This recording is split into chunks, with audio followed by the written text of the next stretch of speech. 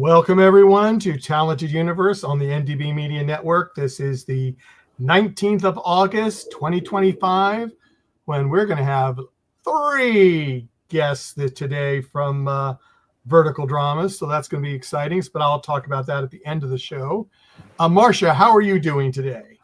I'm doing great here in Northeast Florida, still warm, but Hurricane Erin is off the coast, so we're okay for now. That's Glad to good. be here. That's good. Liz, how are you doing today? I'm doing great. It's going to be one of the hotter days up here in Sacramento, but other than that, I'm doing great and so excited for this interview that we're having today.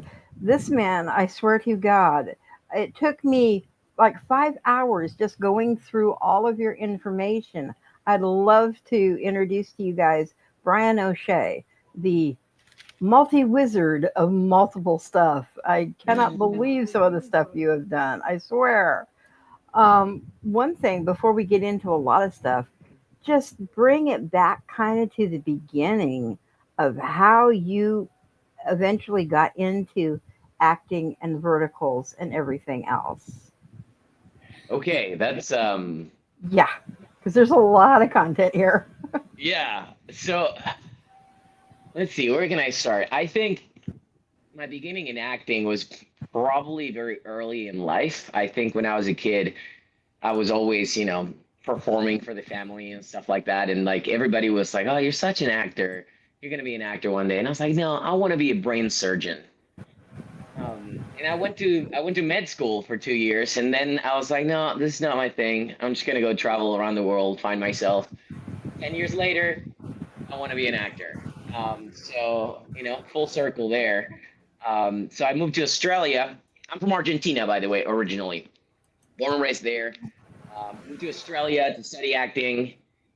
And then I studied for 2 years. And then I was like, I want to have a food channel in China. So I moved to China for 7 years. I had a food channel there. I dabbled into acting over there and some TV shows, TV dramas, and movies. And then I was like, I'm ready for the next step. Let's move to Hollywood. And I came here, and then the strikes started as soon as I moved here. So none of the big Hollywood projects were going on. And then verticals started popping off. And then, I did one, and I kind of got hooked, and it was so much fun. And now I'm doing as many as I can. I think that's hysterical as far as how you started and how you made your full circle. But you had mentioned something that one, you're Argentinian born, but you also have an Italian passport. That's right. You want to explain how that came about because you weren't born in Italy. No, I've never been to Italy, actually. So I've never, my body has never been in Italy. So this is funny. Argentinians, we have a lot of European lineage. We have a lot of European ancestors. And so when I was born, my parents kind of found that 4 generations up, somebody was Italian and you could inherit that citizenship. So they did all the paperwork. They had to find, birth certificates and like boat trips to Argentina and stuff like that. And they gather all the documentation. And so when I was young, I just had an Italian passport. And so my parents, they were like, if you're going to walk around with an Italian passport, might as well send you to an Italian school to learn the language and the history and all that. So I speak Italian. I know everything there is to know about Italy. Never been to the place. that's a shame. You've traveled literally all over the world, and Yep. yet you have yet to make it to Italy. That needs to be like a top priority at some point. You want to hear why? Why? Well, before you do, Liz, I got to post this. We'll just post it in the chat room. I just got back from Italy. You should visit. That's all I'm going to say. Let's go. That's cool. That's Edward. Thank you, so Edward. Go ahead, Liz. But no, like I said, you posted food blogs. You've traveled all over the world. You need to make Italy one of your top priorities because the food there is astonishing. I know, and I haven't been on purpose. So this is so stupid, but it's just a bit that I started like 10 years ago, and I'm sticking to it. I want to go to Italy when I am rich. I want to go there and spend all the money. I want to go to the nicest hotels in Positano and Cinque Terre. I want to go to all the good restaurants. I want to buy a vineyard, buy maybe an orchard, like a retiring home for myself. I want to go big when I go to Italy, so that's why I haven't been yet. Well, that actually makes sense because you don't want to do like what you did when you were younger, traveling around in the hostels and different things. You want to actually enjoy the opulence of it. So that I'm makes impressed that you know that too. The traveling around in hostels. I yeah. backpacked for 2 years. And I'm 32 now. I don't want to share a bathroom. I don't want to No, hear other people snoring. No, no. I have a hard enough time hearing my partner snoring, let alone some stranger. So no, exactly. no. So yeah, we're past that now. So I know that you said that you had basically when you moved from Argentina because you had certain feelings with not totally fitting in because of the crowd, and then Yeah. you moved to Australia, I believe, and settled there. But isn't that what gave you your boost to want to try China and to try Yeah, Chinese yeah. food and move to China? So let me expand a little bit more on the Argentinian thing. I think growing up in a family that didn't really like soccer, um, I kind of grew up to be an outcast because I just didn't like soccer. I didn't watch soccer, I didn't play soccer, and in Argentina, it's such a big part of The everyone's life big that it part. was just like we don't want to be your friend. And so I didn't have any friends growing up, and like I always felt like I didn't belong, and so that kind of gave me a want to go and explore the world and find my place. So then I went back into Europe for 2 years. And then after that, I went to Australia. And the funny thing is, it was just because the cheapest place to rent an apartment was Chinatown in Sydney, Australia. Yeah. And so I ended up there sharing a room with a bunch of people. It was like 9 people in one apartment, one bathroom kind of thing. And all my friends were from different Asian countries, all my roommates, and they started taking me to different restaurants, and I was like, holy moly, this food is delicious. In Argentina, we don't have a lot of Chinese food. You only have like fried rice and like fried noodles and stuff like that. And we actually, this is gonna be so bad to say out loud, but we say sushi is Chinese food in Argentina, at least when I was a kid, Oh and that boy. always bothered me. Um, and so getting to Australia, which has a huge Asian population and a huge Chinatown, I started trying all these things that I've never tried before. And it was like a revelation. I was like, I need to go there and eat my life away. No, definitely, definitely. And I'm going to give it to Marcia for a couple minutes, and I'll come back to when you get into China. But I'm sure she Oh, has yeah. a ton of questions too.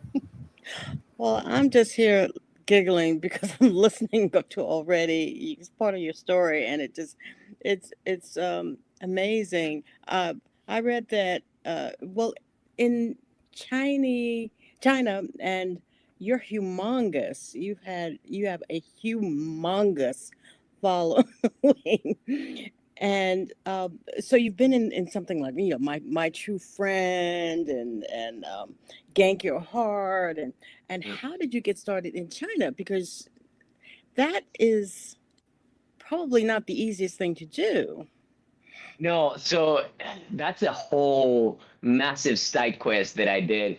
Because like originally my dream was to be an actor, right? And then I was like, I feel like the universe is telling me go and have a food channel for a bit. And so I go to China. I started doing all these videos about food, and at that point I didn't speak Chinese. And so I did them in English. And I was doing them for YouTube. I thought, oh, maybe I can be one of those YouTubers that travels around China. Nobody was watching my stuff. It was two views per video. One of them was my mom. The other one was me. And, yeah. And then I was dating this girl at the time, and she's like, I feel like if you were to put Chinese subtitles on this, you would do really well here in China. And so I did. And the first video I uploaded went viral. It got reviewed by some other creator that was huge over there, and I went viral immediately. And within 6 months, I was being invited to talk shows and in Chinese, and I had to learn so fast. That's why I think my Chinese is so good right now because I had so much pressure to just you have no other choice but to learn Chinese. And so I spent many hours just studying at home. I'm self-taught. Um, and yeah, I started acting in shows like you said, True Friend, My True Friend, Gank Your Heart. But that was kind of extra from the social media. I gained popularity from my food channel, um, and then productions were inviting me because I had that already that popularity, and I could come in. Also, in China at that point, people that look like me, speak Chinese, and can act. That's like two. You know what I mean? Yeah, Like you're as soon as gold. as soon as there was a need for a character like me, they would just call me. There were no auditions. It was just, hey, can you be here on this day? Yes, Mm. cool. Yeah. So with one of your food interests was I saw mango. I love mangoes. So do you have a particular like for mangoes, or I saw that Mangoes. you yeah. Yeah. I eat mango. I like mangoes. I don't think I Okay. saw many mangoes in China. I Yeah. think my food channel was very focused on Chinese food. Mm-hmm. I did some other stuff, but Chinese food was kind of my bread and butter. I traveled to every province, most like I would say 98% of Chinese provinces, just to try their local foods. Mm. Mango is just not in the menu over there, but I love mangoes. Yeah. um, with your presence on shows, you're perfect for game shows. I mean, For what? Sorry. game shows. For have you? I understand you've hosted or been on game shows. Yeah. So I there's been a couple. I was on. I think the biggest claim to fame, quote unquote, would be. Do you guys know Wipeout? Oh Very much. yes, I love The Wipeout. American Yeah. show Yeah. Wipeout that you Oh jump on yeah. things over water. Mm-hmm. Hmm. I did a very similar I'm thing. It's not officially Wipeout, but it's a yeah. very similar format. That And is actually, I think, what Wipeout was modeled after, because I believe so. we try to get a lot of the stuff from the original countries that was either Japan or China. So I've seen a lot of the original stuff. I Hmm. So think yeah. maybe yeah, maybe it was that one. I don't know if it was originally. It's to me it sounds like a Japanese thing, like would have been a Japanese Mm-hmm. original, but I don't know. It could have been from China. I think this is the one I participated in was a little bit newer, I believe, than Wipeout. Um, but yeah, the whole thing is that I was doing a video, one of my YouTube videos, and I claimed I had never done this before. I didn't know. I thought I was going to lose immediately. And so I made a bunch of bold claims. I was like, oh, that's so easy. I'm just going to wear a suit. And so I wore a Oh, suit to Wipeout, and I actually finished the whole thing. Oh my God. And so if people were okay. like, wait, what? And I was surprised myself. And that video was one of my most viral videos in That Chinese is social media. funny. Yeah. No. I can send you the link. I think I have that video on YouTube. Oh, Yeah, that would yeah, be you fun to definitely see. should. It'd be very Yeah. fun. Um, Marsha, Go ahead, Liz. if I could steal here for just a second. Okay, you talked about a lot of this stuff. How many dialects of Chinese do you speak? I know you speak Mandarin, Mhm. but how many other dialects do you speak? That's it. I only speak Mandarin. There's like I believe 56 Yeah, something like that. dialects. They're My so hard. my brother-in-law has down, I think, 5 of them plus other countries.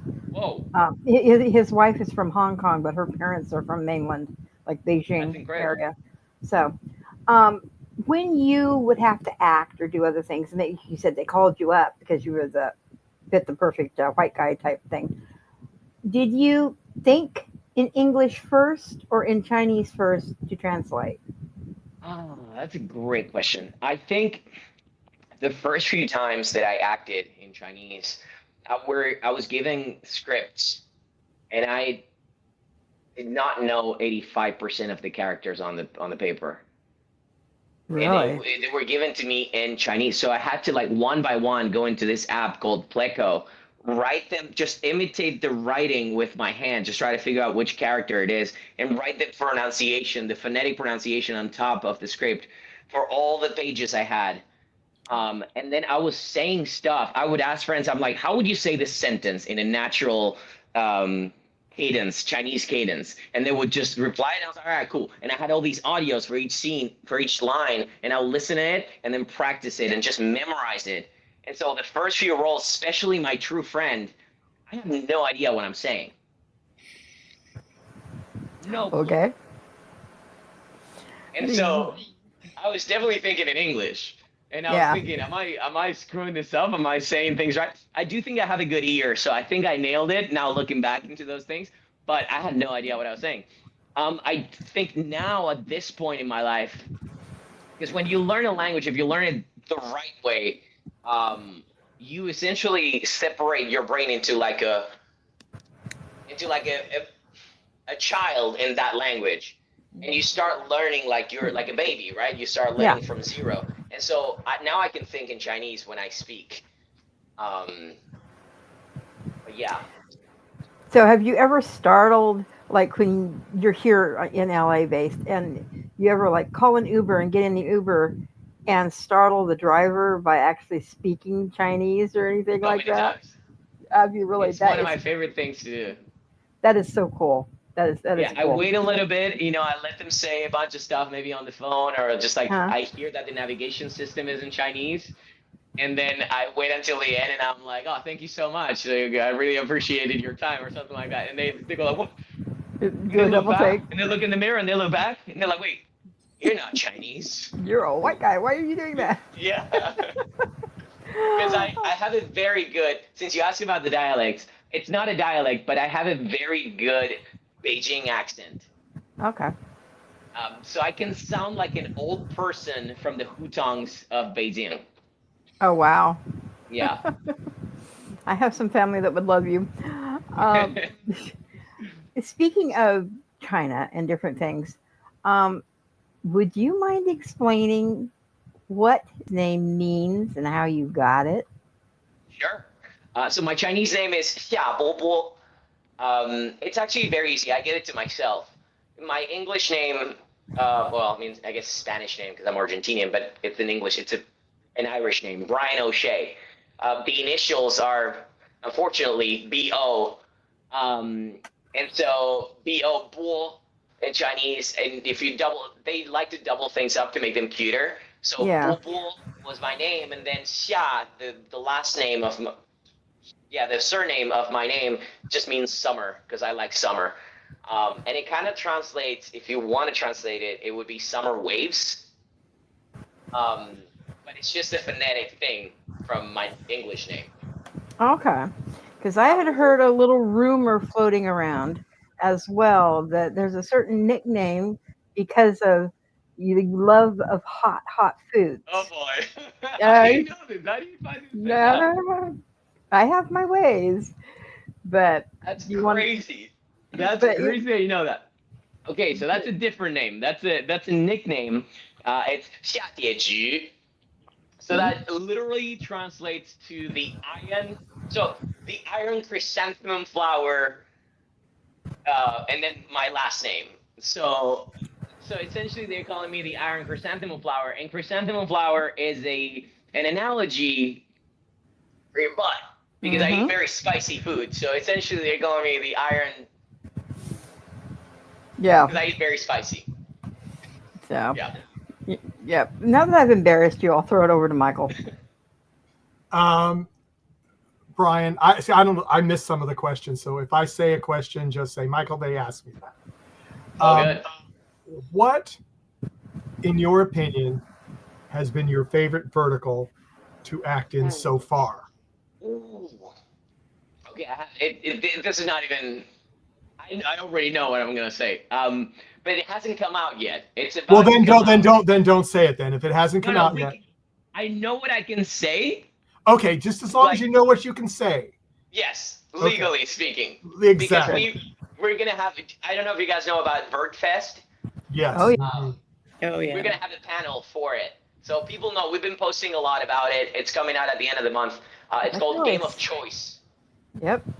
Michael, you stole it from me. I tried. I wasn't sure if you'd asked him. Not yet. But that is not only just the best vertical I've ever done, it's the best thing I've ever done in my life. Really? Wow. Okay. Like filming wise, it's the best production I've ever been a part of. And that's kind of what I want to do. That's the standard that I want to do. Action. It's action packed, stunts every day. I'm a martial artist, so that was my bread and butter. Every day I was just excited to be on set. Give me 14-hour days, 16-hour days. That's what I want to do with my life. So I wish that was the standard moving forward. I wish everything I do from now on is that or more, you know? But that was incredible. That was an incredible experience. Yes, I think I can say who else is in it if you guys are interested, and I can say a bit more. So we had the main cast was Felix Murbach, Kelsey Mark. I forgot her last name, Marks. But Kelsey, she's very famous. Kelsey Maskell? Maskell, yeah. Then we have Elise Luthman, we have Sophia DeLucchi, and Michael Vaccaro. And Charlie Hood something. Anyways, incredible cast. I love them so much. They're family at this point. We spent 14 or 15 days filming. This was the longest vertical I've ever even heard of. The highest budget. I cannot disclose how much money was spent on this, but it's the highest budget I've ever heard of on a vertical. And yeah, it's all, I don't want to compare it to other IPs, but I've heard people mention things like Saw, Hunger Games, Squid Game. It's very much on that vein of a bunch of people fighting for their lives and their survival. And yes, there's a lot of very, very violent moments, but also very human moments. And those things, our humanity is tested along the whole project. Yeah, I'm looking forward to it. Very much so. It's going to change the vertical game for sure. This has never been done before. And that's what I really love is the vertical whole industry is changing and changing so fast. I think that's great. And I think, you know, it was great for what it was until now, but now that the audience is expanding and people are getting a little tired of the same story over and over again and the billionaire CEO trope, that I think it was time for a new IP or new ideas and take some risks. And I think we nailed it with this one. So I'm excited for everyone to see it, and I'm excited to see what people have to say. And also for what comes after it, because it's not about we did this really cool thing, but it's about because we did this really cool thing, other companies are going to do cool things too, because we are going to be proof that is a successful business plan. And then it's just going to elevate the industry around us. And I'm very excited to see what that looks like. Yeah, and Edward says, your character, Forgive Me or Forgive Me Not, is so sweet. I felt bad that Talia stabbed you. I know. I don't know if you guys have seen that show, but I get stabbed by my girlfriend. Yep.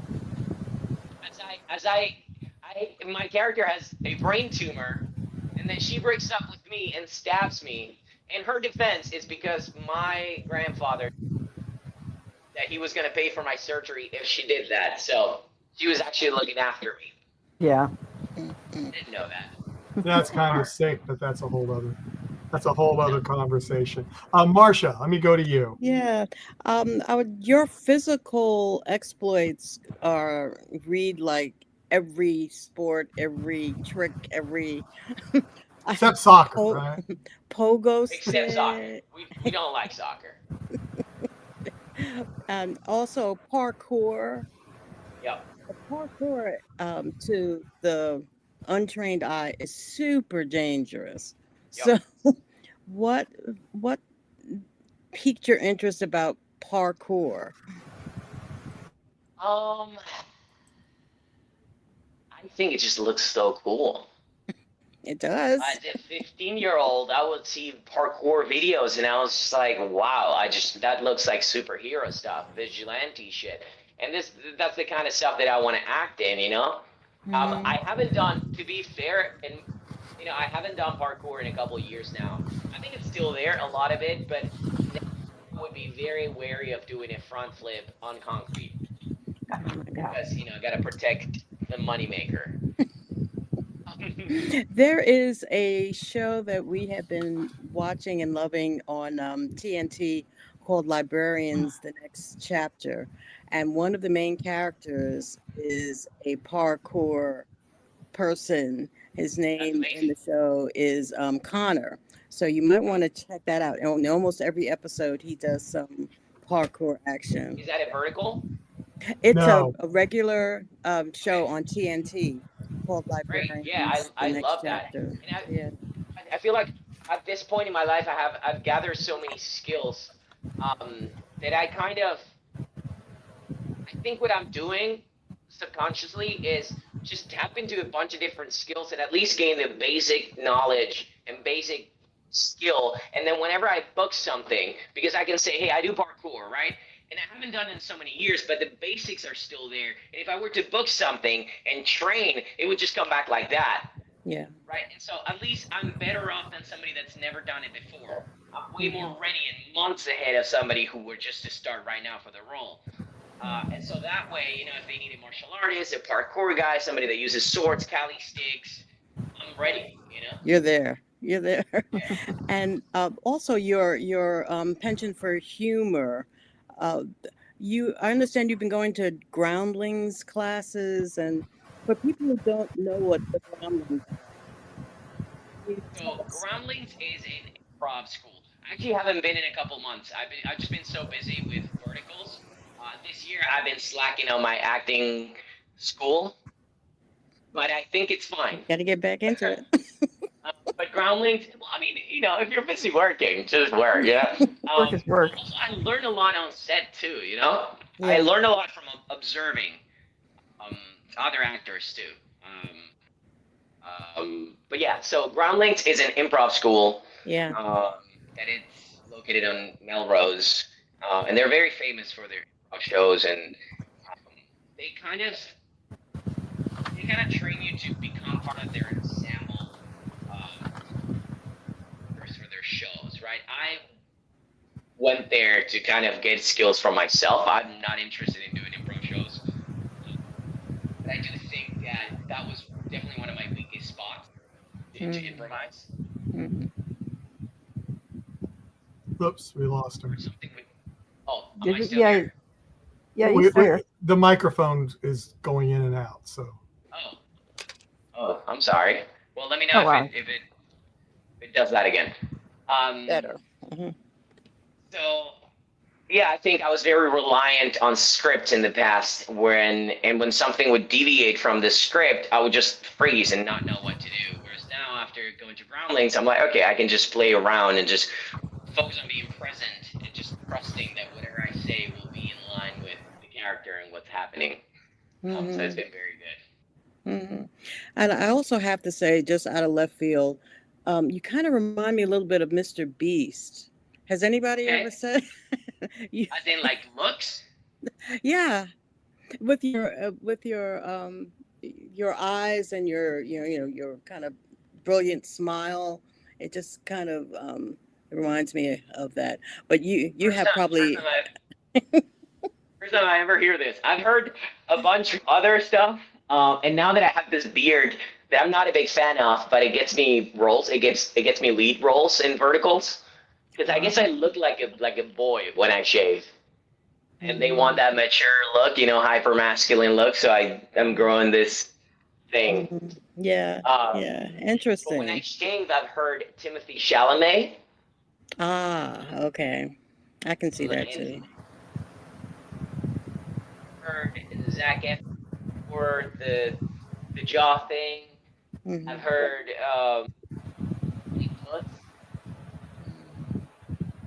Aiden Gallagher. I've heard a couple. Okay, now that's going to get into your head, and you're going to have to go look. Oh yeah, you just ruined my self-esteem. It's totally fine. Well, maybe you'll get more roles now. You go in there and you think you're, whatever. Exactly. Mm-hmm. I'll start doing Mr. Beast videos. There you go. That'll work. Marshall will be happy. And you said that you weren't interested in soccer, which I have to say, soccer doesn't thrill me either. I am a sports fan, though. And I saw you in a Chicago Bulls jacket. So is that a current thing, or was it in the past, or was Listen, it I'm gonna be recent? real honest with you. I'm gonna tell you a Please. story. Yeah. I get into this cab wearing that jacket, and the cab driver says something to me, kind of like yelling. He says, like, and I'm like, "Is that? Are you talking to me?" And he's like, "Yeah." And I'm like, What are you saying, sir?" He's like, "The Bulls, man." I'm like, "What? I have no idea what you're saying, sir." It's like your jacket. I'm like, "Oh, I got it at a vintage. I liked it. I have no idea. I had no idea what the Chicago Bulls wear." I'm not American. You got to remember that. I grew Yeah. up in Argentina, only left when I was 15. Only been in the States for 3 years.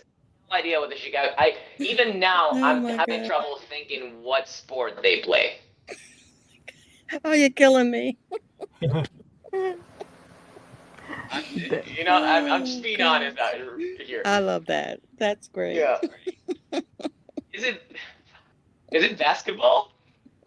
Very good. Very Good good. Oh, good okay, guess. great. You're fine. Great, nailed it. I was like actually not sure. Actually, And let me. let me just you're standing up, right? Yes. Yeah, that's interesting that you do you probably don't sit a whole lot, do you? You can tell from my energy levels that I don't like sitting or laying down. Yeah. Yeah. Absolutely. Liz? What I wanted to slide in here with is asking you maybe something a little more your speed from what I'm kind of gauging. Have you ever played any JRPGs? And do you know what they Oh, are? oh, are you kidding me? Hell yeah. Good boy. Okay. Hell yeah. Like I grew up playing Final Fantasy. I just finished it's not a JRPG, but I just finished one of the best. It's kind of on that vein. French studio Expedition 33 video games I've ever played. You're cutting in and out Very a much. little. What was that? You're cutting in and out a little.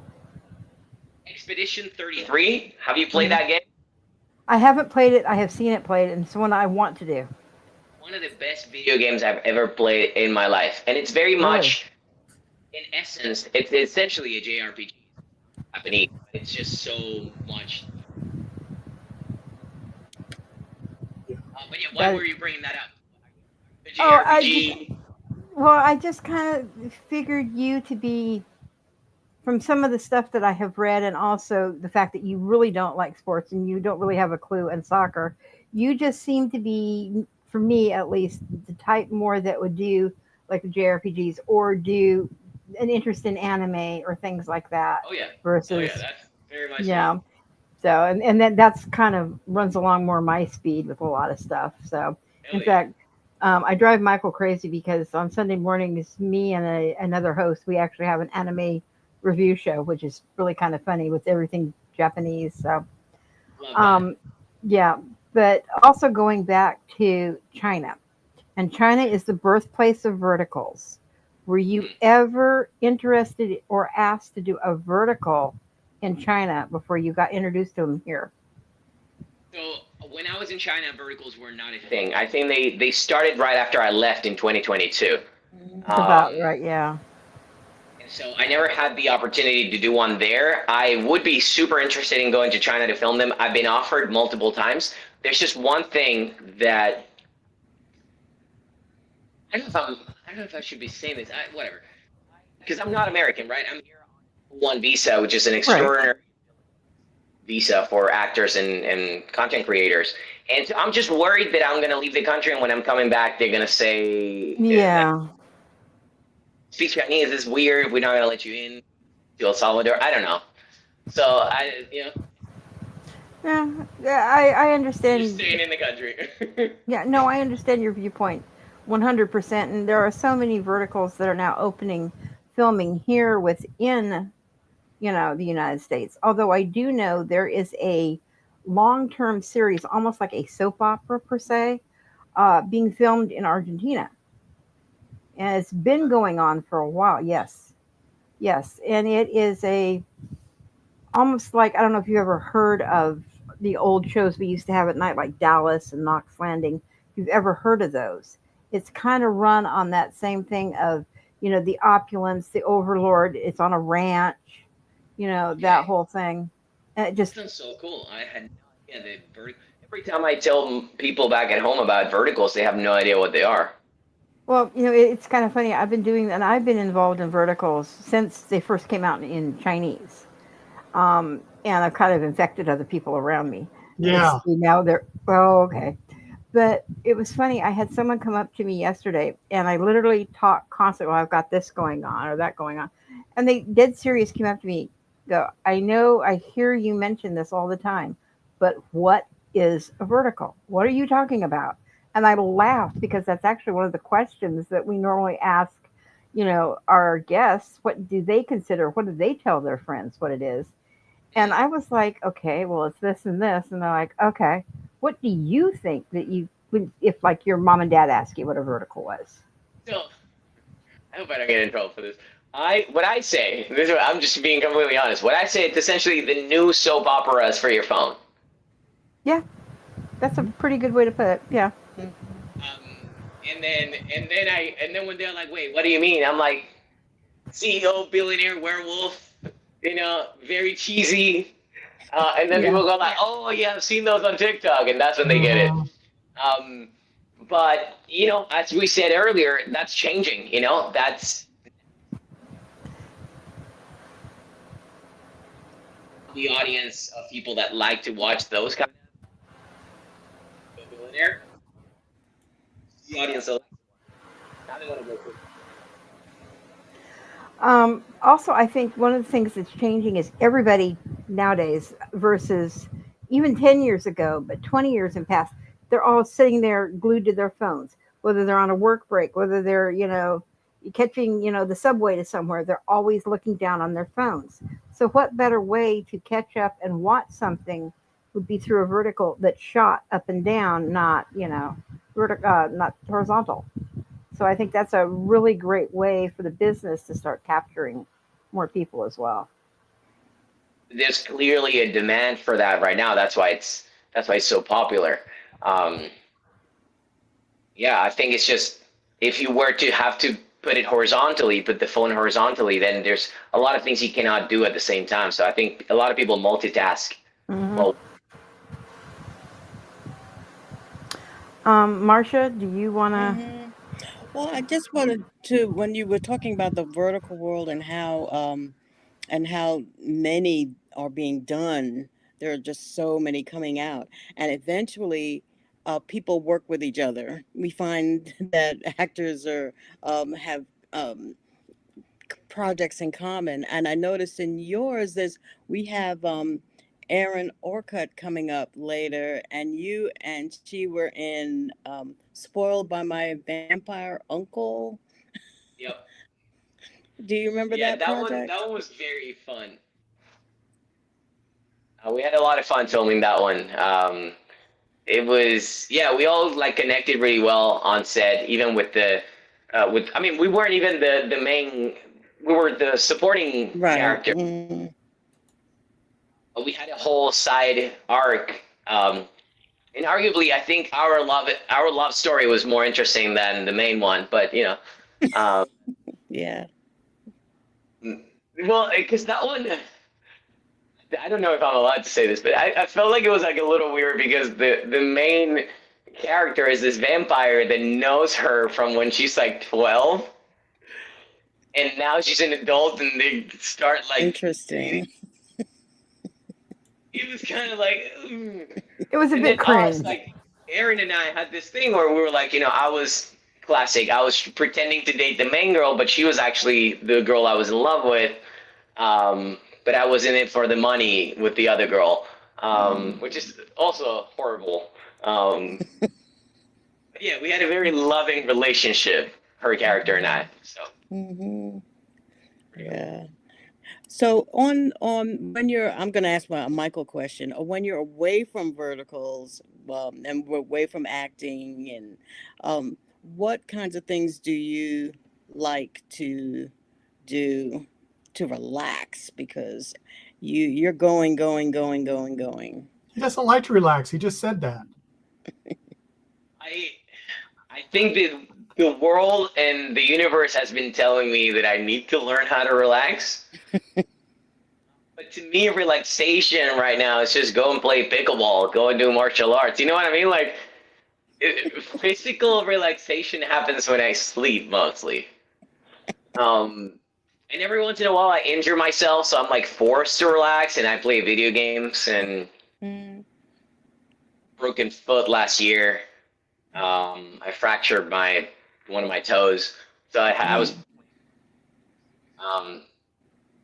still going to the gym, which was insane. I like to cook. I'm writing. I wrote a feature film, and I'm writing a pilot right now. So what genre are you writing? You don't have to tell us what it's about, but I mean, is it comedy, drama, horror? So the feature film is an action comedy, very much on the vein of Rush Hour.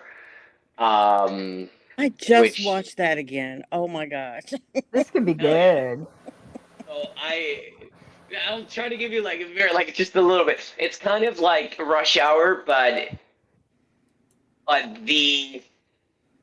so one of the characters is the Chinese American kid that doesn't want anything to do with his Chinese side. He just wants to be full-on American, and he's like a really good fighter. And his best friend, who's this white guy that loves everything Chinese, and speaks Chinese. And so they end up like dealing with the mafia and the triads and all that. And one can fight, the other one speaks Chinese, and they kind of join forces to save someone. It's really funny. So I'm guessing you're going to be in it. I wrote that character for myself, but it's the side character. I'm not the main character. I think that's we don't need another movie where the main guy is a white man that saves the day. Let's just put it that way. Michael. Yeah, one last comment in the chat room before we start to wind down.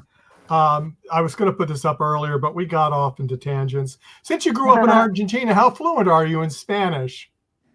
My native language, so very. Yeah. That's what I figured, but I said I'll just post that up so they are sure that they know the answer to that. So, before I go for closing questions on the other my other hosts, since Marcia did take my question, which I knew she would, because she did last time too, but we won't go into that. He'll get me back. Don't worry. Oh, I know. I have it all planned for our next one in an hour and a half. What would you say would be your ideal vertical to do when you got a script? What would it be about that you'd say, I've got to be in this? Hypotheticals, right? Hypothetical, not something that you've seen. No, all hypothetical. And your microphone's gone out again. A vigilante story.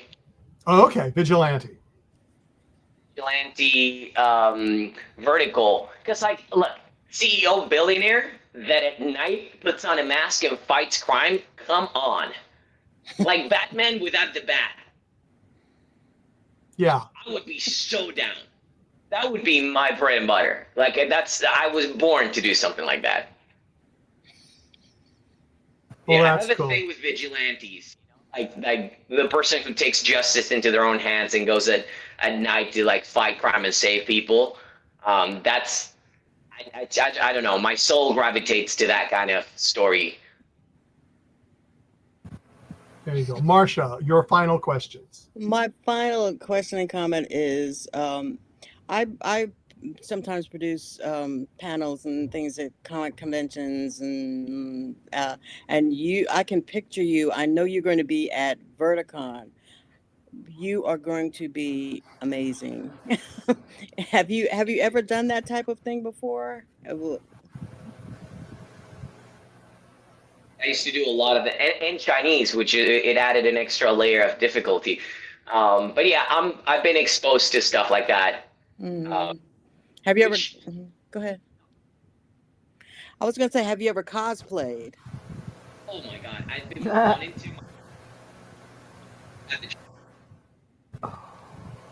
Gotta do that. Yeah. I mean, cosplay content creator instead of a food blogger. Yeah. That space. Wow. You're gonna be a hoot. Liz. Yeah, I'll just make two real quick questions. One, because you love swordplay, and you Yes. say you want to do like an action hero thing. Have you ever learned fencing?